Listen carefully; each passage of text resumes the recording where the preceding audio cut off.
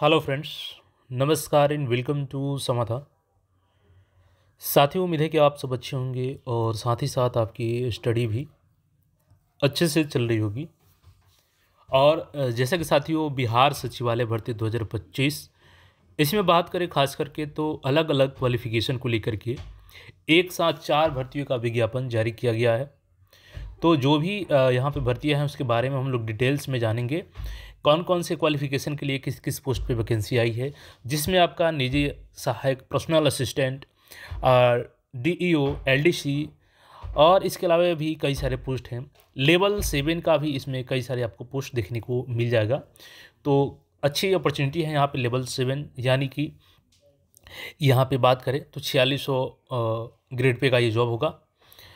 आइए इसके बारे में डिटेल्स में हम लोग देखते हैं। यहाँ पे सबसे पहले यहाँ पे हम लोग डेट देख लेते हैं, जो इंपॉर्टेंट डेट है आपके। ऑनलाइन पंजीयन और आवेदन प्रारंभ करने की तिथि क्या रखी गई है, तो वो 28 नवंबर 2025 रखी गई है। 28 नवंबर से आपका शुरू हो रहा है ये फॉर्म। परीक्षा शुल्क भुगतान करने की प्रारंभिक तिथि ये भी 28 नवंबर से शुरू हो रहा है। कल से सभी चीज़ें शुरू हो जाएंगी। ऑनलाइन पंजीयन और आवेदन करने की अंतिम तिथि तो 19 दिसंबर तक आप लोग ये फॉर्म को फाइनल सबमिट कर पाएंगे। और रही बात लास्ट पेमेंट की, तो पेमेंट आप लोग 21 दिसंबर तक कर पाएंगे। 2 दिन यहाँ पे एक्स्ट्रा आपको समय दिया गया है पेमेंट करने को लेकर के। तो डेट आपने देख लिया कि 28 से कल से शुरू हो रहा है और 19 दिसंबर तक आपके पास समय है इन सारी भर्तियों को विज्ञापन पे अप्लाई करने के लिए। सबसे पहले यहाँ पे हम लोग पोस्ट के बारे में जान लें। देखिए, पहला हो गया आपका यहाँ पे निजी सहायक, यानी कि पर्सनल असिस्टेंट हो गया आपका। ये लेवल 7 का आपका जॉब होगा, 7वां पुनरीक्षित वेतन में। और 44,900 से 1,42,400 रुपये बेसिक इसमें जो सैलरी आपकी है, प्लस नियम अनुसार जो अनुमान्य भत्ते हैं वो आपको दिए जाएंगे। तो पहला पोस्ट क्या हो गया, निजी सहायक का पोस्ट हो गया, लेवल 7 का ये जॉब है। दूसरी पोस्ट यहाँ पे देखिएगा, ये है आशुलिपिक का, यानी कि स्टेनोग्राफर का है। तो स्टेनोग्राफर के लिए ये लेवल 4 का आपका जॉब होगा। 25,500 से 81,100 रुपये इसकी जो सैलरी मेंशन की गई है, प्लस यहाँ पर नियम अनुसार भत्ते हो जाएंगे। तो पहला आपने देखा कि निजी सहायक लेवल 7 का, दूसरा आशुलिपिक है, लेवल 4 का ये जॉब है। और आगे इसके बारे में, सभी के बारे में हम लोग जानेंगे, क्वालिफिकेशन से लेकर के एग्जाम का पैटर्न क्या होने वाला है। अब यहाँ पे देखिएगा तो डाटा एंट्री ऑपरेटर यानी कि डीईओ का देखिएगा, तो डीईओ का भी लेवल 4 का ये जॉब होगा। 25,500 से 81,100 रुपये प्लस अनुमान्य भत्ते हैं। इसके बाद देखिएगा यहाँ पे तो निम्न वर्गीय लिपिक है, एलडीसी लोअर डिवीजन क्लर्क का है। इसका लेवल 2 है, 19,900 से 63,200 प्लस जो अनुमान्य भत्ते हैं वो मिलेंगे आपको। देखिए, सारी चीज़ों को हम लोग जानेंगे यहाँ पे, क्वालिफिकेशन से लेकर के जो पेपर का पैटर्न होने वाला है, ये सारी चीज़। और यहाँ पे देखिए, आप सबको सामान्य प्रशासन विभाग, जैसे कि फॉर्म के लिए क्या क्या डॉक्यूमेंट्स चाहिए। सामान्य प्रशासन विभाग बिहार सरकार के परिपत्र संख्या 8 मार्च 2011 के आलोक में यहाँ पर देखिएगा, तो अनुसूचित जाति जनजाति के अभ्यर्थी के पास, तो इनके पास क्या होनी चाहिए, जाति प्रमाण पत्र। अविवाहित विवाहित महिला अभ्यर्थियों के लिए अपने पिता के अस्थायी निवास से पता से निर्गत होना चाहिए। चाहे आप विवाहित है या अविवाहित महिला, आपके पिता के नाम से ही जो निवास है वहाँ से जाति प्रमाण पत्र निर्गत होना चाहिए। अस्थायी निवास, मूल निवास प्रमाण पत्र। आवेदन करते समय आरक्षण का दावा करने वाले पिछड़ी जाति एवं अत्यंत पिछड़ी जाति के अभ्यर्थी के पास क्या क्या होनी चाहिए, तो देखिए, आप SC/ST से हैं तो आपको जाति होनी चाहिए और निवास होनी चाहिए। पिछड़ी वर्ग से हैं, अति पिछड़ी वर्ग से हैं तो जाति प्रमाण पत्र होनी चाहिए, निवास प्रमाण पत्र होने चाहिए और NCL होनी चाहिए, नॉन क्रिमिलेयर रहित प्रमाण पत्र। चाहे आप विवाहित महिला हैं चाहे अविवाहित महिला है, अपने पिता के अस्थायी निवास से ही आपका NCL निर्गत होना चाहिए। आरक्षण का दावा करने वाली विवाहित महिला की जाति क्रिमिलेयर रहित प्रमाण पत्र उनके पिता के नाम से निर्गत होना चाहिए, न कि उनके पति के नाम से। तो ये क्लियर चीज़ें हैं। पिछड़ा वर्ग एवं अत्यंत पिछड़ा वर्ग की दशा में अपना स्थायी अधिवास अंचल के राज्य सरकार द्वारा अधिसूचित अंचल अधिकारी द्वारा निर्गत क्रिमिलेयर रहित प्रमाण पत्र एवं अनुसूचित जाति जनजाति की दशा में अपने अस्थायी अधिवास के सरकार द्वारा अंचल अधिकारी द्वारा निर्गत अस्थायी मूल निवासी प्रमाण पत्र होना अनिवार्य है। अब यहाँ पर देखिएगा तो आर्थिक रूप से जो कमजोर वर्ग हैं, तो इनके द्वारा विवाहित महिला के पक्ष में आय एवं परिसंपत्ति प्रमाण पत्र अभ्यर्थी के पति के साथ रहने की स्थिति में उनके पति के निवास अंचल से निर्गत होगा। यानी कि जिन महिला का मैरिज हो चुका है तो वो अपने पति के अंचल से निर्गत करवाएंगी ईडब्ल्यूएस। परंतु इस विवाहित महिला का अपने पिता के अस्थायी निवास के आधार पर निर्गत आवास प्रमाण पत्र प्रस्तुत करना होगा। यानी कि आप निवास भी बनवा लीजिएगा, और निवास किससे बनी होनी चाहिए? आपके पिता के अंचल से, जिससे स्पष्ट हो जाए कि विवेचित महिला बिहार राज्य का मूल निवासी है। आय एवं परिसंपत्ति संबंधी प्रमाण पत्र निर्गत किए जाने की तिथि से 1 वर्ष के लिए वैध माना जाएगा। इस विज्ञापन हेतु वर्ष 2024-25 के आधार पर ईडब्ल्यूएस प्रमाण पत्र मान्य होगा। तो ईडब्ल्यूएस वाले ध्यान देंगे, यहाँ पे आपका आधार वर्ष क्या रखा गया है? 2024-25। ठीक है, तो ये चीज़ें यहाँ पे देख लीजिएगा। अब यहाँ पे क्वालिफिकेशन की बात कर ले हम लोग, तो निजी सहायक पर्सनल असिस्टेंट लेवल 7 के लिए क्या है? आपका ग्रेजुएशन होनी चाहिए किसी भी स्ट्रीम से, कोई फ़र्क नहीं पड़ता, आप किसी भी स्ट्रीम से ग्रेजुएशन सिर्फ किए हैं तो पहला क्वालिफिकेशन आपका पूरा होता है। हिंदी में आपको आशुलेखन 100 शब्द प्रति मिनट की गति से होनी चाहिए। हिंदी एवं अंग्रेजी टंकण यानी टाइपिंग टेस्ट आपका 30 शब्द प्रति मिनट होनी चाहिए। वांछित योग्यता क्या है? तो कंप्यूटर पाठ्यक्रम में प्रमाण पत्र जिससे AICTE की मान्यता प्राप्त हो, या यहाँ आप देखिएगा तो इसमें से कोई भी हो, कंप्यूटर दक्षता जांच होगी आपकी, यानी कि ADCA भी अगर किए हैं, DCA किए हैं तो आप इसके लिए एलिजिबल होंगे ग्रेजुएशन के साथ में। आशुलिपि का देखिएगा, तो आशुलिपिक में यहाँ पे है आपका ग्रेजुएशन होना चाहिए किसी भी स्ट्रीम से। हिंदी में आशुलेखन यानी स्टेनोग्राफी 80 शब्द प्रति मिनट होगा। हिंदी और अंग्रेजी की टाइपिंग 30 शब्द प्रति मिनट होगा। वांछित योग्यता यहाँ पे भी DCA ADCA चाहिए। इसके बाद देखिएगा तो डाटा एंट्री ऑपरेटर लेवल 4 का है। इसमें आपका 12th पास होनी चाहिए किसी भी स्ट्रीम से। दूसरी चीज़, हिंदी एवं अंग्रेजी के कंप्यूटर पर 8000 की डिप्रेशन प्रति घंटा की गति से होनी चाहिए, 60 मिनट में 8000। वांछित योग्यता यहाँ पे भी ADCA कंप्यूटर दिखेगा, तो ये चीज़ें होंगी।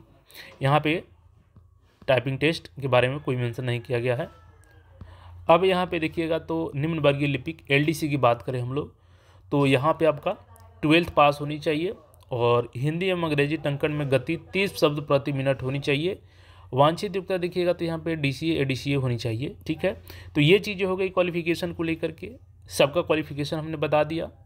अब यहाँ पे इनका एग्जाम पैटर्न के बारे में भी जान लेते हैं।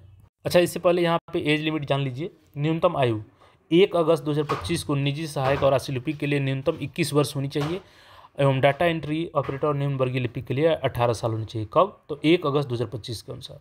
मैक्सिमम एज 1/8/2025 को ही यहाँ पे अनरक्षित वर्ग के लिए 37, अनरक्षित वर्ग महिला, पिछड़ा वर्ग अत्यंत पिछड़ा वर्ग पुरुष के लिए 40 वर्ष और महिला के लिए भी 40 वर्ष। SC ST मेल फीमेल दोनों के लिए 42 साल यहाँ पे होनी चाहिए। ठीक है, परीक्षा का पैटर्न देखिएगा तो निजी सहायक के पदों पर सीधी भर्ती हेतु 2 चरणों में परीक्षा ली जाएगी। प्रारंभिक परीक्षा आपका OMR बेस्ड होगा, यानी कि MCQ क्वेश्चन पूछे जाएंगे। हिंदी आशुलिपि जांच परीक्षा हिंदी और अंग्रेजी टंकण जांच परीक्षा होगी, तथा MS ऑफिस वर्ड प्रोसेसिंग की जांच की जाएगी।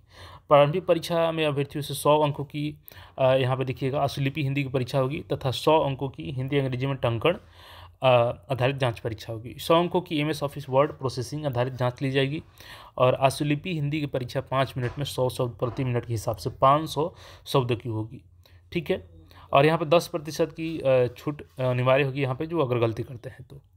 और आशुलिपि हिंदी का लिखित अनुवाद हेतु 50 मिनट का समय अनुमान्य होगा।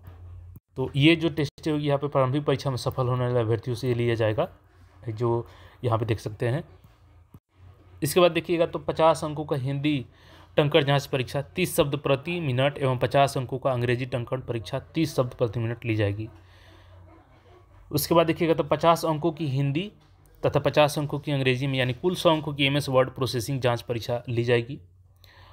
मेधा सूची का ऐसे बनेगा, तो देखिए टंकण जांच परीक्षा में अर्हता प्राप्त अभ्यर्थियों में से हिंदी आशुलिपि जांच परीक्षा में प्राप्त अंकों के आधार पर, यानी जो हिंदी का आपका स्टेनोग्राफी टेस्ट होगा उसके आधार पर आपका यहाँ पर मेधा सूची तैयार किया जाएगा। आशुलिपिक स्टेनोग्राफी की बात करें तो यहाँ भी 2 चरणों में परीक्षा होगी। पहला प्रारंभिक परीक्षा होगा, OMR बेस्ड होगा, और हिंदी आशुलिपि जांच परीक्षा हिंदी और अंग्रेजी टंकण जांच परीक्षा के आधार पर होगा। तीसरा चरण हो गया, ये दूसरा चरण हो गया। प्रारंभिक परीक्षा में जो सफल होंगे उनसे 100 अंकों के यहाँ पे फिर अगेन वही सिलेबस है, तो यहाँ पे स्टेनोग्राफी टेस्ट होगी आपकी। और यहाँ पे मेधा सूची की बात करें हम लोग तो टंकण जांच परीक्षा में प्राप्त में से हिंदी आशुलिपि जांच परीक्षा में प्राप्त अंकों के आधार पर यहाँ पे मेधा सूची तैयार किया जाएगा। डाटा एंट्री ऑपरेटर की बात करें तो यहाँ भी प्रारंभिक परीक्षा होगा, और फिर आपका यहाँ पे हिंदी और अंग्रेजी का टंकण जांच परीक्षा होगा। और जहाँ तक मेधा सूची की बात करें DO में, तो हिंदी टंकण एवं MS ऑफिस वर्ड प्रोसेसिंग जांच परीक्षा में प्राप्त अंकों के आधार पर मेधा सूची तैयार की जाएगी। LDC में भी यहाँ पे 2 चरणों में परीक्षा यहाँ पे देखिएगा, तो एक तो OMR बेस्ड टेस्ट हो गया, दूसरा आपका हिंदी अंग्रेजी का टंकड़ जांच हो गया और MS वर्ड प्रोसेसिंग जांच परीक्षा हो गया। तो यहाँ पे दिया गया है डिटेल्स में। मेधा सूची की बात करें LDC की, तो हिंदी टंकड़ जांच परीक्षा है, MS ऑफिस वर्ड प्रोसेसिंग जांच परीक्षा में प्राप्त अंकों के आधार पर मेधा सूची तैयार किया जाएगा। प्रारंभिक परीक्षा यहाँ पे आपका MCQ होगा और प्रत्येक प्रश्न हेतु उत्तर दिए गए एक चयन करना होगा। प्रारंभिक परीक्षा की अवधि 2 घंटे की होगी, कुल 100 प्रश्न होंगे। और यहाँ पे देखिएगा तो प्रारंभिक परीक्षा कुल 400 अंकों की होगी। प्रत्येक सही उत्तर के लिए 4 अंक दिया जाएगा और गलत उत्तर के लिए 1 अंक की यहाँ पे कटौती की जाएगी। सामान्य अध्ययन से प्रश्नों की संख्या 40 होगी। सामान्य विज्ञान एवं गणित से प्रश्नों की संख्या 30 होगी। मानसिक क्षमता एवं तार्किक विचार वाले प्रश्नों की संख्या 30 होगी, यानी कि मैथमेटिक्स और साइंस से 30, रीजनिंग से 30 और जनरल स्टडीज से 40 प्रश्न रहेंगे। इसके बाद यहाँ पे जो प्रारंभिक परीक्षा में पास करेंगे तो यहाँ पे कुल वैकेंसी के 10 गुना अभ्यर्थियों का चयन किया जाएगा। ठीक है, एक बार यहाँ पे सीटों का आंकड़ा देख लीजिए। तो लेवल 7 का जो है निजी सहायक, इसमें 2 वैकेंसी है, नहीं 2 नहीं है, यहाँ पे अनारक्षित वर्ग का 2 है, अनुसूचित जाति का 2 है और अत्यंत पिछड़ा वर्ग का 1 है, पिछड़ा वर्ग का 1 है, आर्थिक रूप से कमजोर वर्ग का 1 है। टोटल 7 वैकेंसी निजी असिस्टेंट लेवल 7 के लिए है, जिसमें महिला का 3 है। आशुलिपिक स्टेनोग्राफी लेवल 4 का है, इसमें टोटल 12 वैकेंसी है, जिसमें अनारक्षित का 5 है, अनुसूचित जाति का 5 है और पिछड़ा वर्ग का 1 है, EWS का 1 है। डाटा इंटरप्रेटर लेवल 4 का टोटल इसमें 35 वैकेंसी है, जनरल के 15 है, अनुसूचित जाति का 5 है, अत्यंत पिछड़ा वर्ग का 7 है, पिछड़ा वर्ग का 4 है और पिछड़ा वर्ग महिलाओं का 1 है, EWS का 3। LDC का यहाँ पर टोटल 10 वैकेंसी है अलग अलग कैटेगरी के अनुसार। तो ये सीटों की आंकड़ा हो गई। यहाँ पर डिटेल्स में सिलेबस दिया गया है, तो जो लोग भी एलिजिबल हैं कल से फॉर्म भर सकते हैं। बाकी और कोई क्वेरी हो तो कमेंट करके पूछ सकते हैं। मिलते हैं फिर नए अपडेट में। धन्यवाद।